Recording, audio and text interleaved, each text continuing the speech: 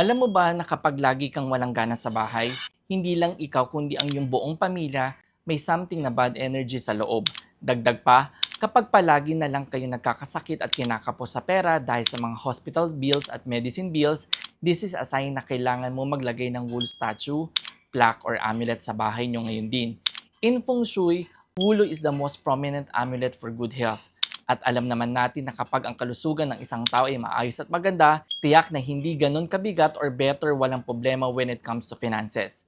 Aminin natin na napakamahal kung magkakaroon ng sakit, lalo na sa panahon natin ngayon. You can place the wulo sa east ng bahay para sa lahat ng family mo ay affected ng good energy and vitality.